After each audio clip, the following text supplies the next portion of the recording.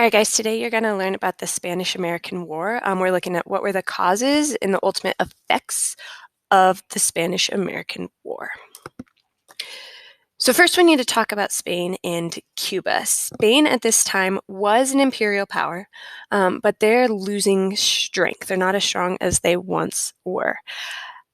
They have a stronghold in Cuba, which is south of Florida, so pretty close to U.S. land.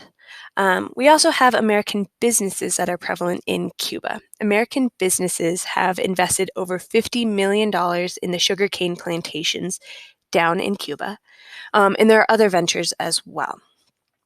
A lot of American business leaders are also seeing a growing demand for U.S. goods, so there's this growing marketplace in Cuba that American businesses are very invested in.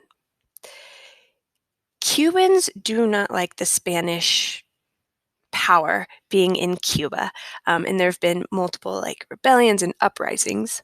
In 1895, there's going to be the start for a war for independence by Cuban nationalists.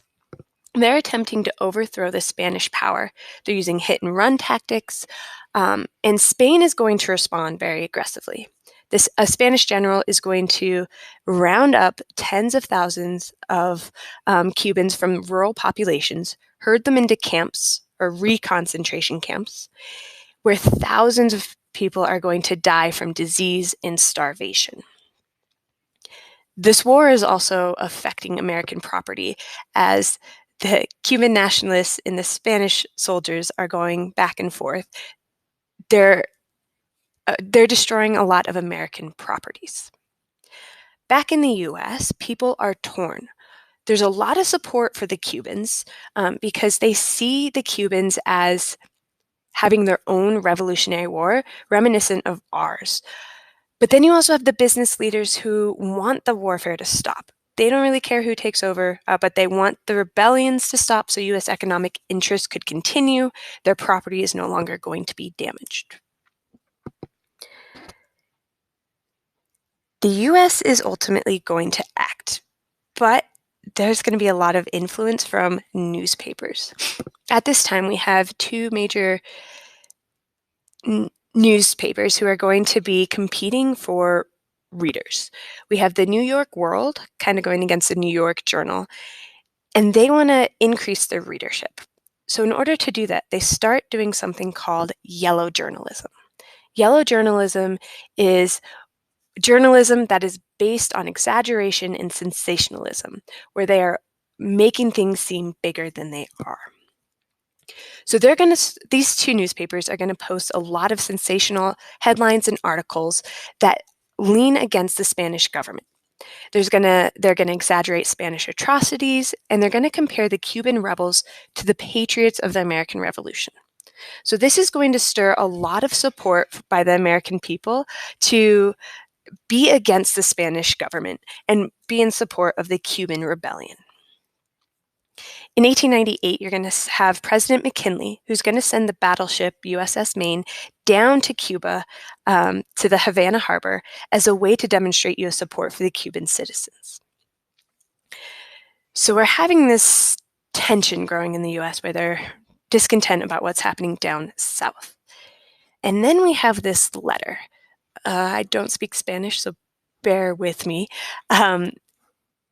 The New York Journal is going to publish a leaked letter written by Spain's ambassador, Enrique Delom. In the letter, it's going to call McKinley weak and stupid and kind of just really put down the president.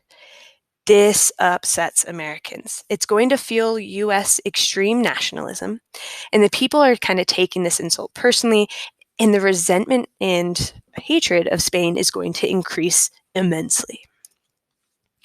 Shortly after that letter gets leaked, the USS Maine is going to explode. No one knows why. It seems very out of the blue, and the media instantly jumps on this and starts putting the blame on Spain. McKinley is not going to act initially.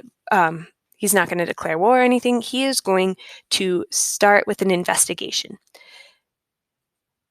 The military investigation is going to claim a mine blew up the battleship, and people start blaming Spain, saying they are at fault. Years later, a follow-up investigation is going to raise a lot of doubts on that, but at the time, people are pointing at Spain to blame. So things are going to escalate and war is going to be declared.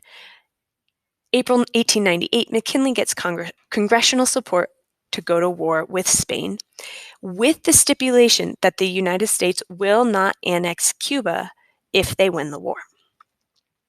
The war is not just going to be fought in Cuba. You're going to have U.S. and Spanish battles around the world.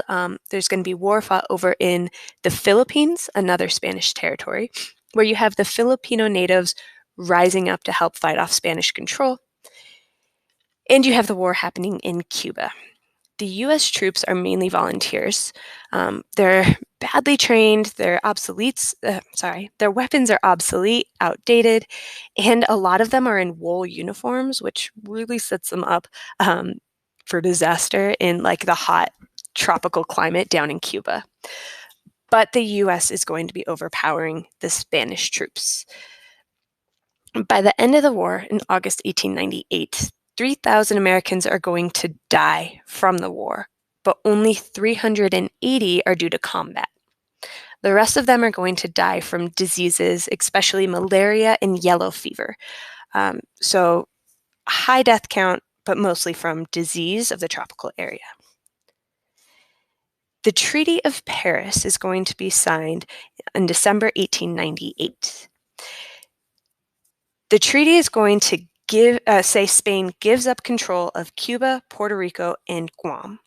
And they are also going to sell the Philippines to the United States for $20 million. Because of the initial declaration of war saying that the U.S. would not annex Cuba, those territories gain their independence and are not transferred over to the U.S., but that did not talk about the Philippines specifically. So the U.S. see it as an opportunity where they can expand their empire abroad. The Spanish-American War is really going to see the beginnings of a U.S. empire around the world. We're having strongholds over in Hawaii. We have it over in the Philippines. Our influence is starting to spread worldwide, and this really is going to ramp up our imperialistic views and ideals.